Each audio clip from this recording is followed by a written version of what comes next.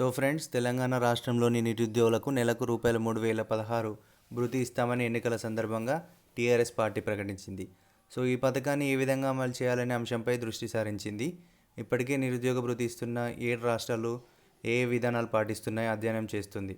నిరుద్యోగులు ఉద్యోగాలకు దరఖాస్తు చేసుకోవడానికి, పరీక్షలకు సిద్ధం కావడానికి ఈ వృత్తి సహాయపడుతుందని సర్కార్ భావిస్తుంది. సో ఈ నిరుద్యోగ భృతి గురించి సంబంధించి నిబంధనలు ఎలా ఉండబోతున్నాయి, చిన్న చిన్న ప్రైవేట్ ఉద్యోగుల సంగతి ఏంటి, ఇతర రాష్ట్రాల్లో ఎలా ఉంది అనేది మనం ఈ వీడియోలో డిస్కస్ చేద్దాం. సో ఫ్రెండ్స్, మనకు తెలంగాణ రాష్ట్రంలో దాదాపు 10 లక్షల మంది నిరుద్యోగులు ఉంటారని ప్రభుత్వం అంచనా వేస్తుంది. ఈ విషయమే మనకు సీఎం కేసీఆర్ గారు కూడా ప్రెస్ మీట్లో చెప్పడం జరిగింది. ఉపాధి కల్పన కార్యాలయాల్లో డేటాతో పాటు వివిధ రూపాల్లో సేకరించిన సమాచారం ఆధారంగా ఈ లెక్క వేశారు. దాదాపు 18 నుంచి 35 ఏళ్ళ మధ్య వయసు కలిగి చదువుకోకుండా చదువు ఆపేసి చేయడానికి పని లేకుండా ఉన్నవారినే నిరుద్యోగులుగా గుర్తించున్నారని తెలుస్తుంది. అంటే ఇప్పుడు ప్రజెంట్ చదువు కంటిన్యూ చేస్తున్న వారు నిరుద్యోగులుగా కన్సిడర్ చేయబడరు. అండ్ నెక్స్ట్ 10వ తరగతి పాస్ అయిన విద్యార్థులు ఎంతమంది చదువు మానేశారు, ఇంటర్ లేదా డిగ్రీ పూర్తి చేసిన తర్వాత ఎంతమంది చదువు ఆపేశారు, ఎంతమంది ప్రభుత్వ మరియు ప్రైవేట్ ఉద్యోగాలు చేస్తున్నారు, పీజీ ఎంతమంది చదువుతున్నారు, రీసెర్చ్ స్కాలర్గా ఎంతమంది ఉన్నారు, విదేశాలకు ఎంతమంది వెళ్ళి చదువుకుంటున్నారు, ఇలాంటి తదితర అంశాల కొలమానంగా నిరుద్యోగుల లెక్క తేల్చాలని అధికారులు భావిస్తున్నారు. సో ఇందుకోసం నిరుద్యోగుల నుంచి సెల్ఫ్ డిక్లరేషన్ తీసుకోవాలా, లేదంటే ఎంప్లాయ్మెంట్ ఎక్స్చేంజర్లో పేర్లను రిజిస్టర్ చేయించాలా అని చెప్పేసి సమాలోచనలు అయితే సాగుతున్నాయి. సో మనకు యూట్యూబ్లో చాలామంది వీడియోస్ అయితే పెట్టడం జరిగింది. మనకు నిరుద్యోగ వృత్తికి అప్లై చేసుకోండి, ఈ విధంగా మీ సేవలో లేదంటే ఎంప్లాయ్మెంట్ ఎక్స్చేంజ్లో పేరు నమోదు చేసుకోండి, నిరుద్యోగ వృత్తి పొందండి అంటూ చాలామంది ఫేక్ న్యూస్ అయితే పెట్టడం జరిగింది. అలాంటి ఫేక్ న్యూస్ చూసి మన ప్రిపరేషన్ టైంని అయితే వేస్ట్ చేసుకోకండి ఫ్రెండ్స్.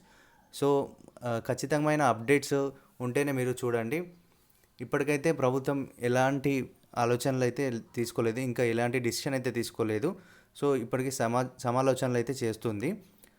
సో ఈ అంశంపై జిల్లా స్థాయిలో నిరుద్యోగుల జాబితాను ఫైనల్ చేసేలా మార్గదర్శకాలు రూపొందించే అంశంపైన కసరత్తు చేస్తున్నారు. ప్రైవేట్ సంస్థల్లో ఉద్యోగం చేసేవారు ఈ పథకానికి దరఖాస్తు చేసి లబ్ధి పొందితే కనుక తీవ్ర నేరంగా పరిగణిస్తారని సమాచారం. సో అలాంటి వారిని గుర్తించేందుకు ఏర్పాట్లు కూడా ఉంటాయంట. ఇక పలు రాష్ట్రాల్లో నిరుద్యోగ భృతి అమలు ఎలా ఉందని చూస్తే కనుక నిరుద్యోగ భృతి అమలు చేస్తున్న 7 రాష్ట్రాల నుంచి మనకు ఇప్పటికే అధికారులు ప్రాథమిక సమాచారం అయితే తెప్పించుకున్నారు. సో ఛత్తీస్గఢ్లో తీసుకుంటే 12వ తరగతి పాస్ అయ్యి ఇంటర్ సెకండ్ ఇయర్ అయిపోయి ఏడాదికి 2 లక్షల లోపు కుటుంబ ఆదాయం ఉంటే కనుక 18 నుంచి 35 సంవత్సరాల మధ్య ఉన్న వాళ్ళకు ₹1000 నిరుద్యోగ భృతి ఇస్తున్నారు. వారిలో కనుక దివ్యాంగులు ఉంటే వారికి 1500 నిరుద్యోగ భృతి ఇస్తున్నారు.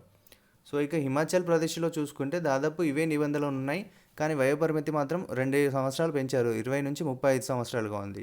ఇక కేరళలో నెలకు ₹120 మాత్రమే భృతి ఇస్తున్నారు. నెక్స్ట్ మధ్యప్రదేశ్లో చూసుకుంటే నెలకు ₹1000, దివ్యాంగులు అయితే 1500 ఇస్తున్నారు. సేమ్ ఛత్తీస్గఢ్ లాగానే మధ్యప్రదేశ్లో కూడా అమల్లో ఉంది. ఇక రాజస్థాన్లో నిరుద్యోగులకు నెలకు 650, వారిలో మహిళలు అయితే నెలకు 750 ఇస్తున్నారు.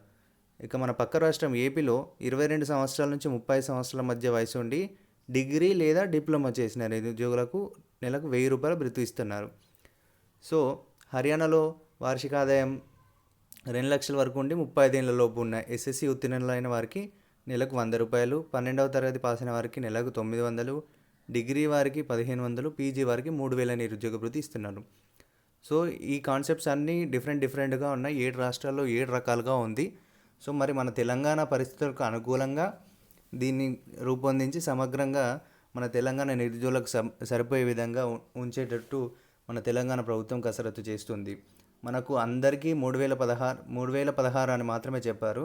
సో అందరికీ అది వర్తిస్తుందా, లేదంటే మహిళలకు, వికలాంగులకు, దివ్యాంగులకు సపరేట్గా ఇస్తారా, అండ్ మన క్వాలిఫికేషన్ బట్టి హర్యానాలో లాగా క్వాలిఫికేషన్ బట్టి దాన్ని ఇంక్రీజ్ చేస్తారా అనేది మనకైతే ఇప్పటివరకు అయితే డీటెయిల్స్ అయితే లేవు.